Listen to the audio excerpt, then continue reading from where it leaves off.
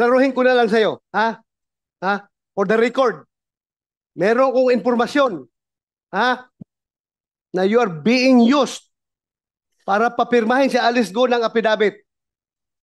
Affidavit na magtuturo na si President Duterte, si Senator Bongo, si Senator Bato, si General si IDG, General Karamat ay nasa likod ng pugo.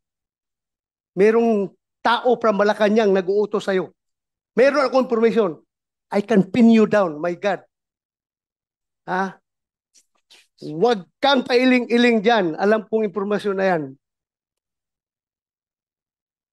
Is that correct? No, Anong sir. purpose mo? Bakit ka pupunta doon kay Alice Go? 2 bisis ka pumunta. Anong purpose mo doon? Be, sige. At sino kasama mo? How come in the world na nahuli na si Alice Go doon?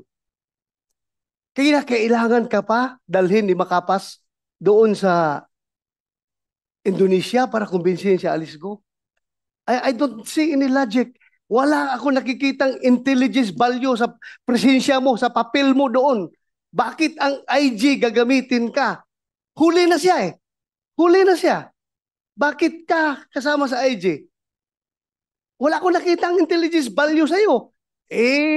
Siguro ang intelligence value sa'yo kung magamit ka for any other reasons na pwede kang gamitin. Your Honor, the instructions po is this. Sino ang nagbigay ng instructions? Sa PNP po. Sino? Si General Macapas. Anong instructions niya? Na sana umuwi that she will, kung pwede siya kausapin, na yun na, huli ka. That she will, at kung pwede siyang kausapin. Alam mo, No, matagal na kung pulis, ikaw, sinungaling ka. No. Napakasinungaling mo. Gumagawa ka ng istorya ngayon. Meron kang tinatago. Ha? Hindi kita papalabasin dito sa session hall ito kahit na hawak ka na ng NBI. Tilio, hindi kita papalabasin dito sa session hall ito. Sige. Kung hindi ka magsabi ng totoo. Sige. Yun na nga po. SP pro tempore. Tuloy mo kwento mo, she will what? That kung pwede po, that she will surrender to PNP. Ms. Maslog, baliktad na yung sequence of events. Sinabi na ni Senator De La Rosa, at the time of your second trip para kausapin si Guo Huaping, arestado na siya. Yes, no choice na siya na bumalik dito, which is what happened. So wala nang kayong mission na pa-surrenderin siya kasi huli na nga siya. So ano yung agenda nyo sa pagkausap sa kanya? Actually po, Miss Go Huaping and Alice Go po, you can ask po. She has a lawyer po doon sa Indonesia. Just a minute, before you continue, Ms. Maslog, about the lawyer in Indonesia, General Macapas will be joining us online. So we will be able to fact check with him this amazing story. Please continue. Senator If I may Joe. also just put into the records, no? The Senate already gave time in 2000 and 2000? In year 2000. In year 2000. And the Senate found her liable. The same person, Madam Chair, Mary Ann Maslog. The Senate found her liable for false testimony, corruption of public officials, punishable under the revised penal code, violation of the anti-graft law, violation of Presidential Decree number 46, which makes it punishable for private persons to give gifts to government officials and employees on any occasion, falsification of public document, and tax evasion. So, Madam Chair, hindi ko alam kung we need to give more time to this rascal, Madam Chair. Thank you, Madam Chair. Senator Joel. Yes, Senator De La Rosa. Madam Chair, I don't know how to deal with this kind of resource person, pero alam mo,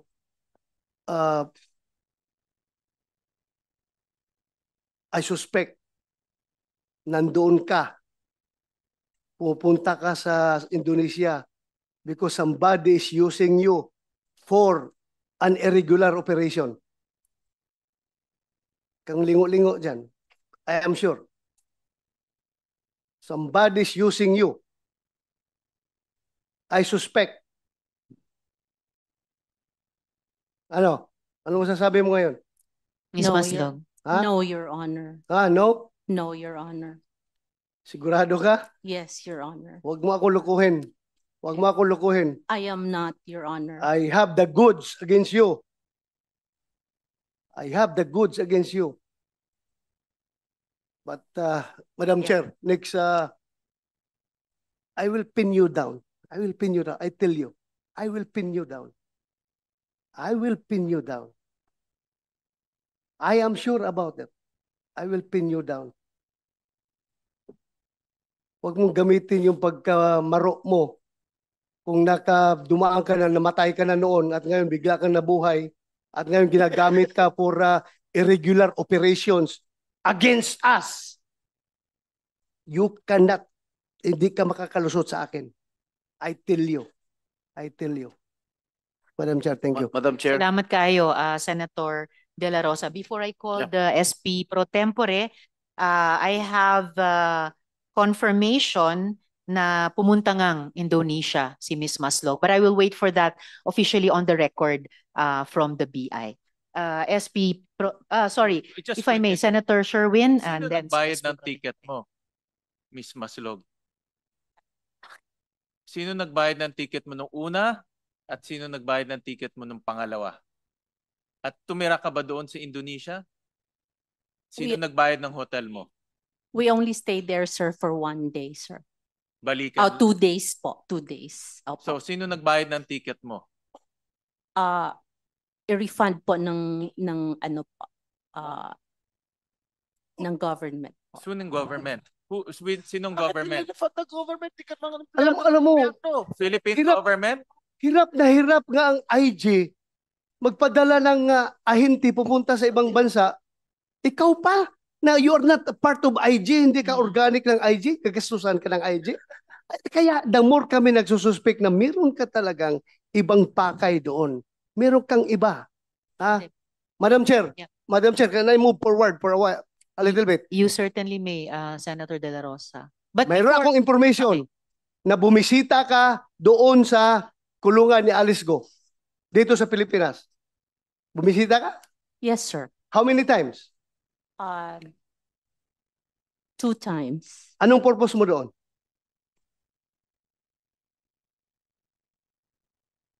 First, sir, tinatanong ko po siya sa mga statement po na ginawa po niya, sir.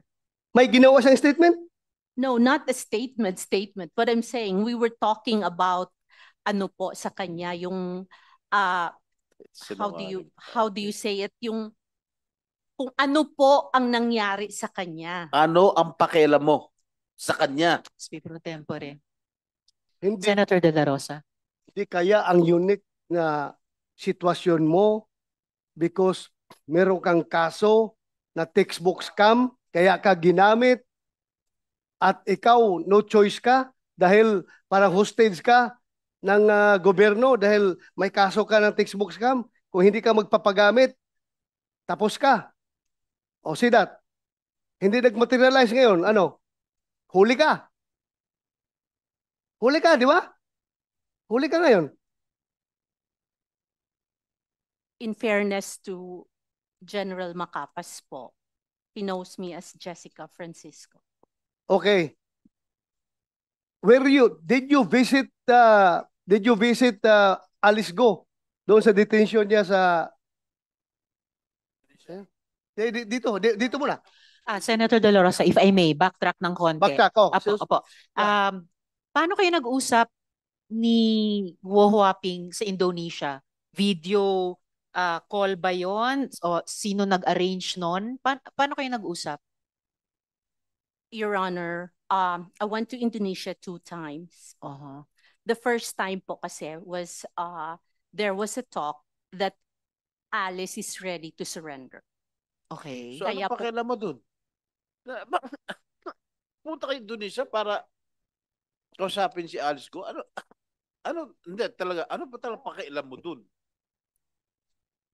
Oo nga eh. Ha? Kanina, tinanong ko rin, PNP-IG member ba kayo? CIA ka ba? Hindi rin. Remember ha, kahit na Senator nakakulong De La ka, Rosa. you are under oath. Ha? Yes. You do not make up stories here. I'm not Madali ka making up mahuli dito. stories, sir. Kaya nga, bakit nag-iisip ka nga? Oh, ang tagal mo mag-isip. Simple question coming from Senator Joel Villanueva o ni si Senator Jingo Estrada. Anong papel mo doon? Bakit ka pumunta ng Indonesia para kausapin si Go Huaping? Anong papel mo? Sige. Madam Chair, You convince us. Senator Sherwin. this has no connection to your case. Yeah. Kaya pag hindi ka sasagot, Mm-mm. you can be Cited. cited in contempt. At saka, who told you that Go Huaping was in Indonesia? Eh nung panahong nga. yun, sinasabi pa ng PNP na at ng law enforcement in general na hindi pa nila alam noon na umalis si Go Huaping. So, paano mo alam na nandun pala siya sa Indonesia? Actually, Your Honor, that happened after your announcement po. So, you heard about it, General Makapas heard about it, or PNP IG heard about it, and you're the person they sent to meet her in Indonesia? No, So what happened? Paano mo nakausap si Go Huaping sa Indonesia? Was it face-to-face? Was it a video call? How did you do it? there was a pre-talk po here because By video? No, No. dito pa po sa Pilipinas, Your Honor, before Face we to went to face. Indonesia. No, Your No. Honor. It was through a telephone call. Okay. It was through a telephone call that she signified na surrender po siya. Okay. Then, during the time po, when she signified na magsusurrender po siya, sabi niya, susulat daw muna siya. She will write everything daw po muna. Right what? Kung ano ang the real story Uh-huh. bago po siya mag-surrender. Okay. Para po, if something happens to her, then may makakaalam. What something would happen to her? I don't know, Your Honor, but Mhm. that was the words during that time po. May makakaalam. Yes po. And So, then, we did not know that she was in Indonesia. who we, PNP IG and General Makapas and you? I actually keep in touch with With whom? with the lawyer, Your Honor. Okay. Attorney David. Okay. Yes, And Your then? Honor. And we really tried our best na sana mag-surrender siya kasi gusto naman po talaga daw niyang mag-surrender. Madam Chair, Okay. if I may. Yes, SP Pro Tempore. Who are you to meet Jade? Who gave you the authority to go to Indonesia and talk to Alice Go? Actually, we were not the first time po, Your Honor, we were not able to talk to Alice Go. Yes. The first- You told me that you told us, the committee, that you went to Indonesia Yes, Correct? Your Honor. just to Yes. talk to Alice Go and For let her her to surrender po. Yes, Yeah. Your Honor. Yes. Who are you nga to do so? Who are you to meet Jade? Did Secretary Abalos or the Chief PNP give you the go signal to talk to her? I don't think No, so. no, sir. Oh, so who gave you the go signal to talk to her?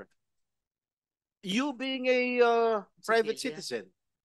You're not even connected in any government agency here. Correct? Yes, Your So who gave you the go signal to talk to her, to go to Indonesia, just to talk to her for her surrender? Well, Huh? I was just helping, Your Honor. Excuse me? You were what?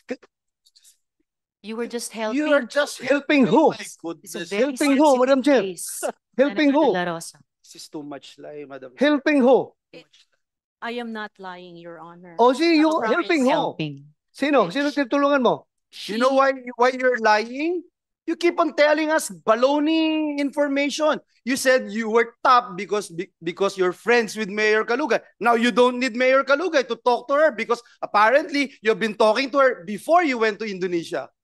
Speaking Only of on a Indonesia, just a minute. Could we ask the BI to confirm si Miss Maslog ba, or using the name of Francisco, pumunta ba siyang Indonesia at that time?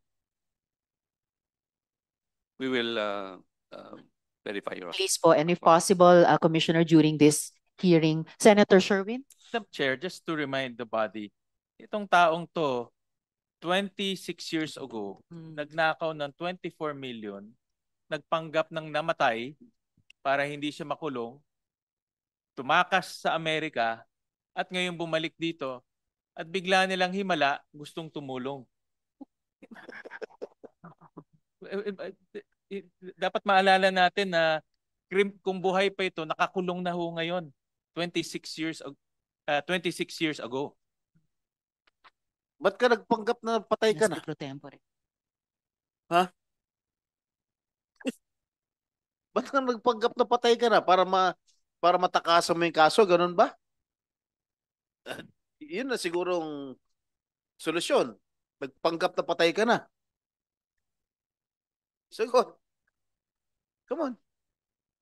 You answer. Ms. Maslog? That case still pending, sir, in Sandigan Bayan, sir.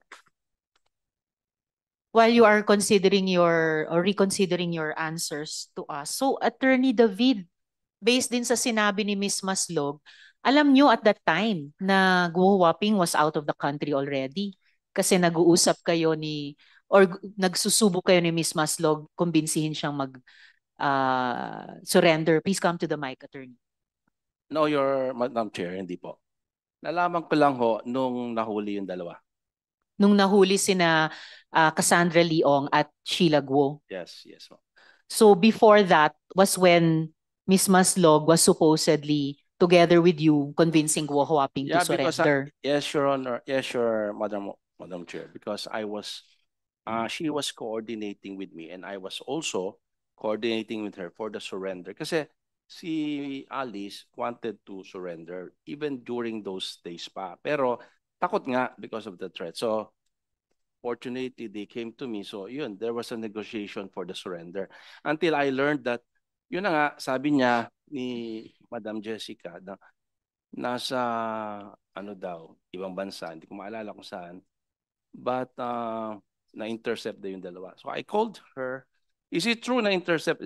Yun, kaya sabi ko, kung talagang nalaman ko for the first time, nasa abroad sila. Madam Chair, if I may lang, Senator Joel. just on that, attorney, Attorney, sorry. please. Why were you trusting her? Why were you talking to her? Well, as mentioned by her, she was with top brass of the PNP. How can I not trust her? Top brass? Did you know her before? Did you know her before? No, Yes, we no, Your Honor. I met her during the. They came to me. No, nagka-problema na. They came to me and they wanted to negotiate with the surrender of Alice, Mayor Alice. So you, according to the question of Senator Villanueva, did you trust her? Naniniwala ka kagad? I trusted her because she was with top PNP brass. Yung sinasabi niya si General Makaspak? Yes. Makapas? Yes, sir. Yes, Your Honor. So she's with him, with General Makapas, when he Yes, yes, they sir. talk to you? Yes, Your Honor. Wow. So, Ms. Jessica, can you complete the story? Paano mo nakausap si Guo Huaping dun na sa Indonesia? Actually, it's on the second, yung nahuli na po si Miss Alice. And, So, paano nangyari?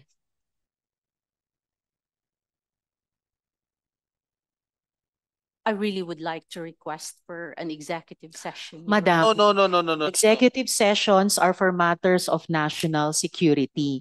You're in this deep already sa pag-narrate nyo sa amin.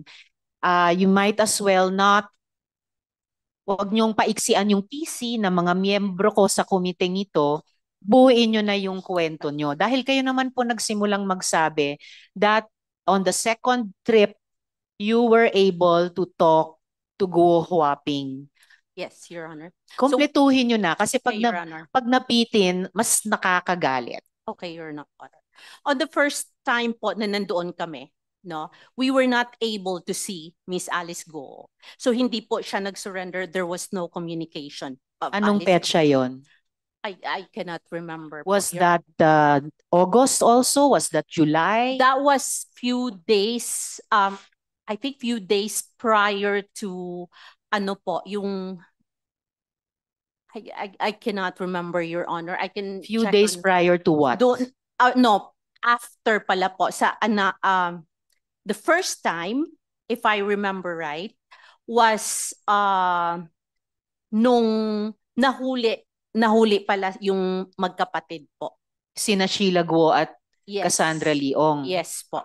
And That was then, the first, no. The second was a week after po. a week after. Nung nahuli na po si Alice. But before siya nahuli or after siya nahuli? That was that day na nahuli po siya. Okay, so paano nangyari? I got a call po. I got a text from Indonesia po na Who mahuli texted you from Indonesia? yung ano po, yung sa tawag nito, yung Ano? in charge po, yung nakahuli po kay ano. What? kay- Sino? An Indonesian law enforcement officer texted you? Yes, Your Honor. Really? Are you kidding? Sa bayang bigkasan Alam na mo, tayo, alam mo- SP Pro Tempore. Alam mo, Marian, mas sinungaling ka pa rito kay Alice Go eh. Sir, I can show you the text messages Okay, show po. it to us. Show us the I text. don't have the phone, sir. So how did you have direct communications with not just Filipino, with an Indonesian law Because, enforcement because officer? we were there the first time nga po eh. And how did you establish that contact with the Indonesian law enforcement I was authorities? with IG po when I went there to get, nandoon po yung mga pulis din po ng Indonesia. So IG, you're claiming that PNP IG introduced you and Indonesian police to each other? It wasn't an introduction po. Magkasama lang po kami during the time. But magkasama Doon po kayo kami nagkakilala po. and you exchange numbers. Yes po. So you had that communication line. Senator De La Rosa. Madam Chair, I was a former chief of staff of IG. I became the deputy director for operations of intelligence group, IG. I became a deputy director for administration of intelligence group.